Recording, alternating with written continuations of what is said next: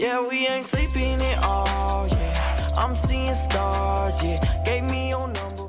Vamos para a terceira aula da semana, terceira e última aula. Vamos abrir nossa apostilinha na página 256, vamos até 259. Eu sou a professora Janete Fusco, professora da Rede Municipal da Educação e, mais precisamente, da Escola Edna nesse ano. Nós vamos tratar de um tema agora que, gente, como as pessoas têm medo, tanto criança como adulto, que são as porcentagens. É difícil você falar com alguém de porcentagem, né? E a porcentagem ela está no dia a dia da gente. Você vai comprar uma coisa e, de repente, você pergunta, quantos por cento? Quanto eu pergunto por cento, eu estou falando de porcentagem. Tá? Eu vou numa loja e digo assim, quanto custa esta blusa? A moça fala, custa R$50. Eu vou te dar 10% de desconto. Então, por cento é uma parte de 100. Tá? A palavra porcento, uma parte de 100. Então, essa palavra porcento, ela está no nosso dia a dia assim, ó, latente. A gente fala sempre disso, a gente usa isso praticamente todos os dias. Geralmente, quem faz compra, quem vende, tem que dominar esse assunto de porcentagem. Tá? E a gente, criança, também, porque quando a gente quer comprar alguma coisa, tem que economizar, e o pai, às vezes, quer saber quantos por cento a gente pode economizar naquele produto, né? Vamos lá. Leia o texto para identificar uma nova representação numérica. A biodiversidade da Mata Atlântica. Nós vamos falar de porcentagem, não em dinheiro agora. Uma parte de desmatamento de um espaço, porque também podemos usar porcentagem em outras coisas, a não ser dinheiro. Então, a gente tem que ter claro isso. A gente lida com porcentagem, com dinheiro, com várias outras coisas. Hoje, neste texto, vai falar um pouquinho de uma floresta que foi desmatada, uma porcentagem. Então, vamos lá? A biodiversidade da Mata Atlântica. A biodiversidade compreende todas as formas de vida existente no nosso planeta. Plantas, aves, mamíferos, insetos, bactérias, etc. O Brasil é o país que tem uma das maiores biodiversidades do mundo. Ó, biodiversidade, uma palavrinha que você vai ter que saber bem o que é, porque senão você vai ter problemas aqui e em outras aulas que essa palavra aparece muito. Por isso que você precisa ter um dicionário por perto quando você for fazer aulas. Das espécies conhecidas de animais e plantas, quase 64% são de animais e 36% são de plantas. Todo ano, muitas novas espécies são descobertas, porém, mais de 500 estão ameaçadas de extinção e precisam de proteção.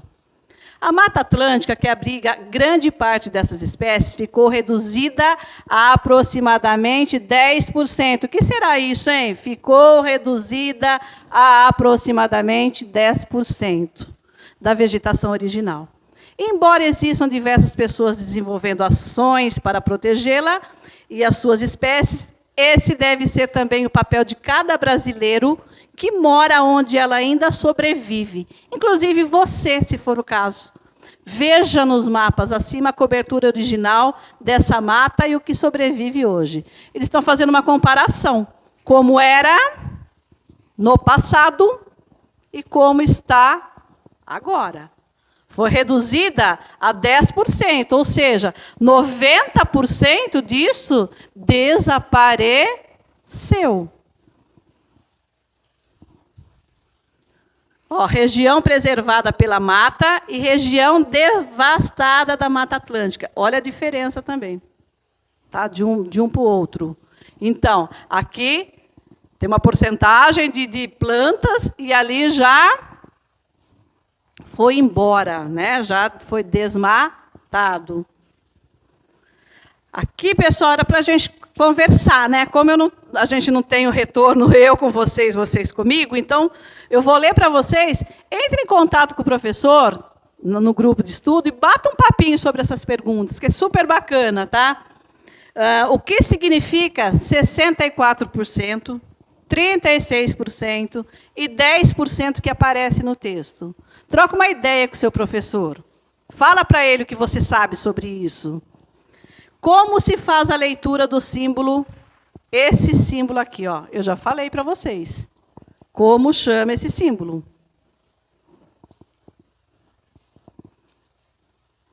No módulo anterior, você aprendeu que as frações que têm denominadores, ou seja, o número de baixo do traço fracionário, iguais a 10, a 100 e a 1000, são chamados de frações decimais.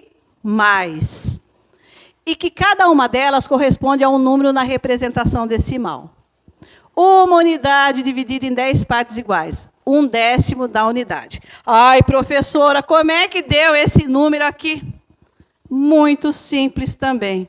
Eu vou pegar 1, que é o numerador, dividir pelo denominador, e eu vou conseguir aquele número lá. Ai, como, professora? Que difícil com vírgula. Não tem dificuldade. Vou olhar aqui. 1 dá para dividir por 10? Não vou conseguir, né? Então, eu vou pôr um 0, uma vírgula e outro 0 aqui. E agora, professora, 10 dá para dividir por 10?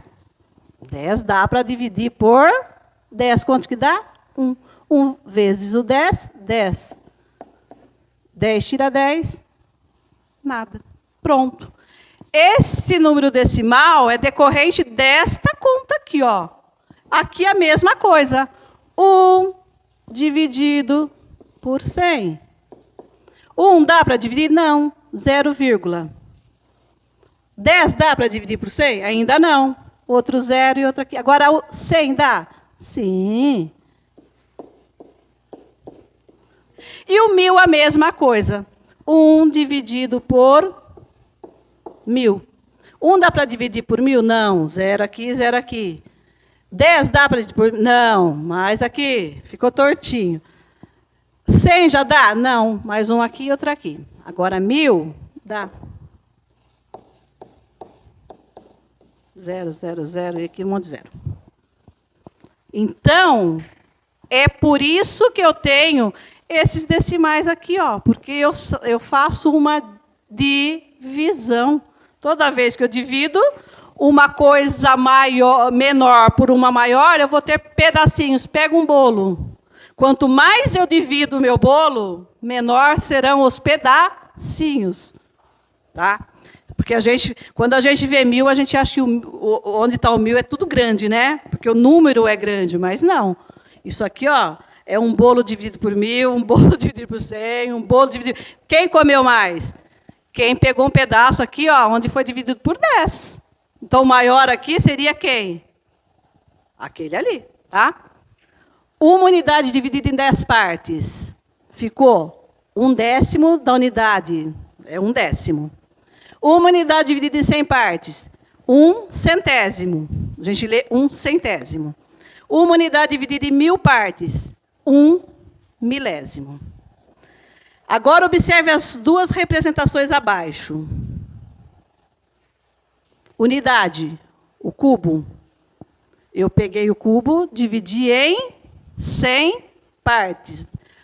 1/100 da unidade é igual a 1/100 ou 1%.